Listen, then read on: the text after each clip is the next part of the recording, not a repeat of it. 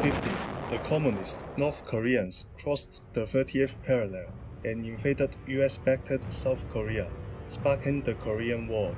As allies of North Korea, China funneled thousands of volunteers and military equipment across the border to support their war efforts.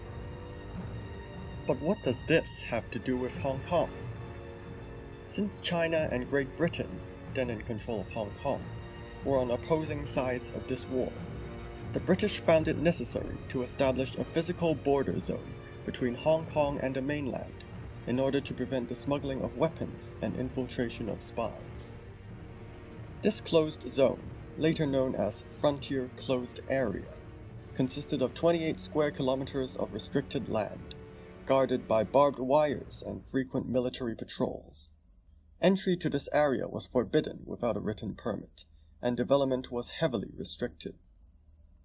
Since then, despite Hong Kong's rapid urban development, this area has remained relatively untouched and desolate, unintentionally making it a wildlife sanctuary.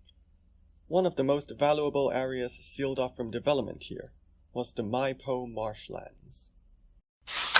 Mai Po is situated midway between the freshwater Pearl River estuaries and the South China Sea, making it the perfect site for the formation of wetlands.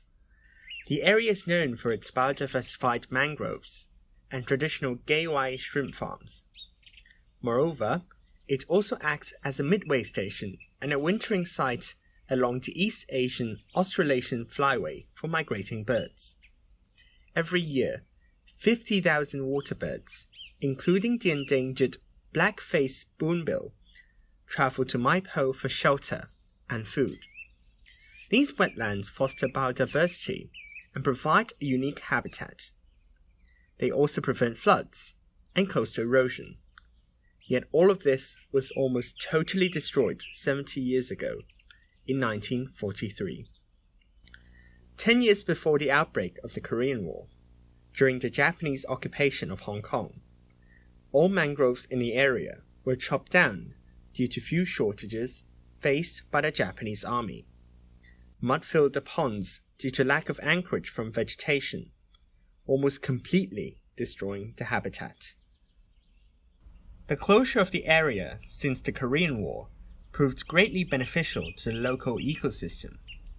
Loggers and poachers could not enter the area due to frequent military patrols, and without human disturbance, the wetlands there were able to recover and return to their original state. Mangroves began to grow once again next to the shrimp farms, providing nutrients and protection to many species in the area. This then attracted more birds to stay in Mai Po during winter.